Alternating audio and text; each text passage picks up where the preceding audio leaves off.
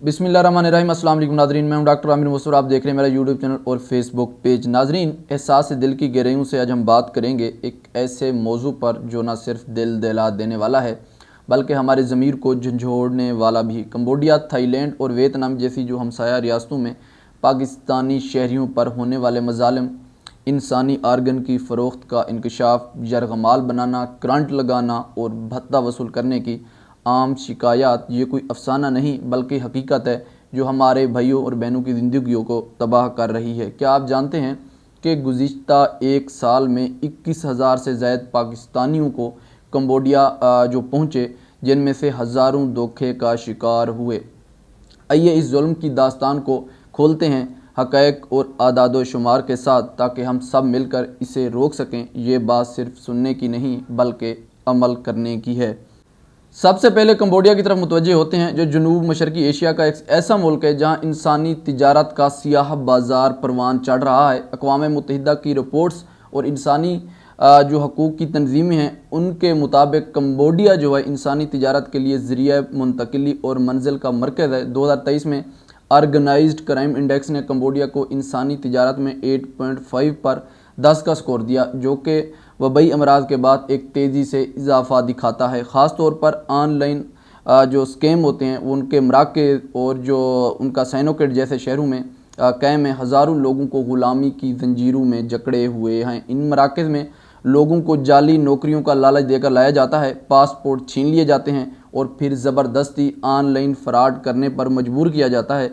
अगर कोई इनकार करे तो तशद्दुद और बरकी करंट लगाने जैसी सज़ाएं दी जाती हैं उन लोगों को। उसके बाद अगर देखें जो पाकिस्तानी शहरियों का मामला, तो और भी दिल खराश है। कौमी असम्बली की स्टैंडिंग कमेटी बराए बैरून मुल्क पाकिस्तानी और इंसानी हकूक़ ने हाल ही में इंकशाफ किया कि कंबोडिया में पाकिस्तानियों को यरगमाल बनाकर तशद्दुद किया जाता है, भत्ता वसूल किया जाता है और बाज़ सूरतों में जो इंसानी आर्गन है उनकी फ़रोख्त तक की जाती है। चेयरमैन आगा रफ़ीउल्लाह ने वज़ारत दाखिला से पूछा कि अगर वज़ारत ख़ारजा ने 700 पाकिस्तानियों को बचाया है तो फिर एक साल में 21,000 पाकिस्तानी कंबोडिया क्यों गए?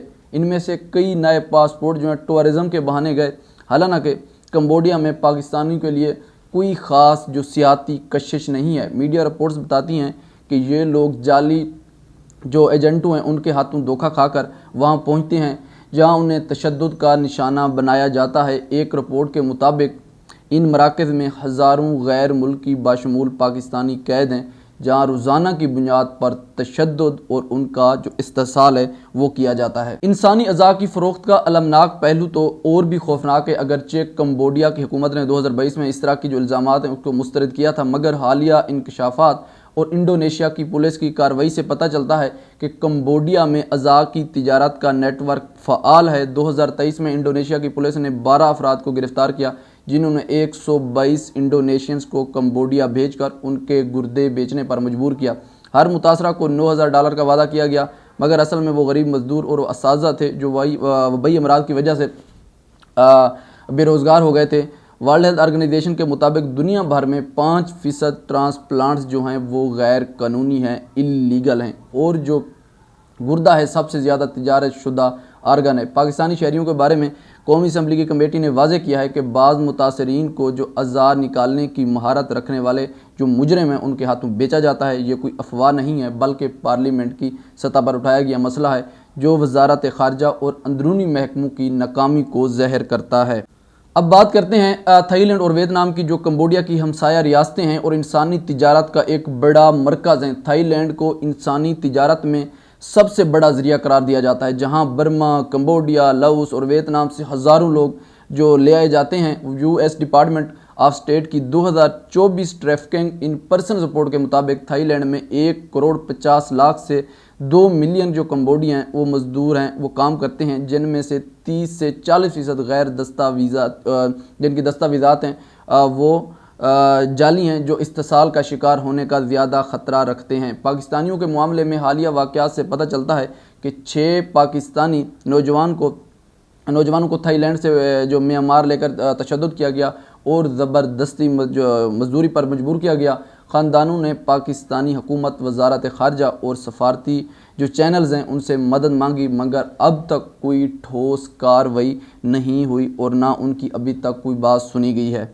उसके बाद देखें तो वियतनाम में भी जो सूरत हाल है वो संगीन है। वियतनामी खवातीन और बच्चों को कम्बोडिया और थाईलैंड भेजकर जिनसी इस्तेसाल का शिकार बनाया जाता है। 2023 में वियतनाम की वजारत पब्लिक सिक्योरिटी ने जो हनोई में इंसानी अदा की एक ट्रेडिंग जो रिंग उनकी रिंग था उनका पता लगाया और तोड़ा। पाकिस्तानियों के लिए ये इलाका एक ख़तरनाक जाल है जहाँ सरहदों की खुली पट्टी इंसानी तिजारत को आसान बनाती है। इंटरपोल की रिपोर्ट बताती है कि ऑनलाइन जो स्कैम के मराकज़ हैं वहाँ हज़ारों लोग बशमूल जनूबी एशिया से ग़ुलामी की हालत में रखे जाते हैं। उन्हें 3 ऑप्शन दिए जाते हैं जो हैं वो स्कैम चलाओ। पहला जो ऑप्शन दिया जाता है कि या तो ये स्कैम करो, लोगों को बुलाओ, स्कैम चलाओ, तावान दो, अगर घर जाना है वापस जाना है तावान दे के चले जाओ, या फिर तशद्दुद का सामना करो और यहाँ पे ग़ुलामी की ज़िंदगी गुजारो और मजदूरी करो। उसके बाद जो इलेक्ट्रिक करंट है वो लगाया जाता है। तशद्दुद और भत्ता वसूल करना आम है। एक पाकिस्तानी मुतासरा ने बताया कि उसे थाईलैंड में नौकरी का वादा मिला मगर वियतनाम की सरहद पार करते ही उसे यरगमाल बना लिया गया जहां रोज़ाना की बुनियाद पर उससे बिजली के झटके दिए जाते थे ताकि वो फ्रॉड करने पर राज़ी हो जाए और लोगों को क्या कहते स्कैम करे और उनको भी बुलाए ताकि और जो नेटवर्क है मज़ीद इसमें इजाफा हो। तो नाज़रीन अब हम देखते हैं कि हमें क्या करना चाहिए। देखें सबसे पहले होशियार रहें। नौकरी के जो इश्तिहारात हैं उनकी तस्दीक करें। लाइसेंस शुदा जो एजेंट्स हैं उनको इस्तेमाल करें। अगर आप लोगों को कोई नौकरी का लालच देकर बुला रहा है, देखें कोई आज दुनिया के अंदर कोई भी बंदा आपको फ्री में फ़ायदा नहीं देगा। एक कॉमन सेंस इस्तेमाल करें। अगर कोई बंदा आपको बुला रहा है कि मैं आपको ये नौकरी दूंगा, ये करूँगा, फ़लाँ करूँगा, सब्ज़ बात दिखा रहा है कि आपकी फूफो का बेटा है, आपका भाई है, क्या लगता है आपका, तो आपको फ़ौरन समझ जाना चाहिए कि ये धोखा हो रहा है, फ्रॉड हो रहा है। किसी को आपसे इतनी हमदर्दी नहीं है कि आप लोगों को बुलाए और सारी सहूलतें दे और वहाँ जाके आप लोगों का नौकरी मिल जाए, कारोबार सेट हो जाए। ऐसा कभी नहीं हो सकता। तो अपना जो अक्ल है उसका इस्तेमाल करें। ऐसे लालच में क्या कहते हैं, उससे अच्छा कि पाकिस्तान में आप ठीक हैं, वहाँ जाके आपको सफ़र करना पड़े और आपकी फैमिली को सफ़र करना पड़े, तो उससे बेहतर है कि इन स्कैमर से बचें और लालच में ना आएँ। नाज़रीन ये कहानी ख़त्म नहीं हो सकती क्योंकि हमारे भाई बाहर तकलीफ़ में हैं। आइए इस जुल्म के ख़िलाफ़ आवाज़ उठाएं, सोशल मीडिया पर शेयर करें और हुकाम को जवाब तलब करें कि आप तैयार हैं इस जंग में शामिल हों, क्योंकि आज़ादी का हक़ हर इंसान का है और हम मिलकर उसे हासिल करेंगे। ये सिर्फ ख़बर नहीं, एक फ़रीज़ा है और अल्लाह हम सब का हामी नासिर और सब की हिफाजत करे। और इंशाल्लाह हमारी मुलाकात होती है नेक्स्ट व्लॉग में नए टॉपिक के साथ। तब तक के लिए अल्लाह हाफ़िज़।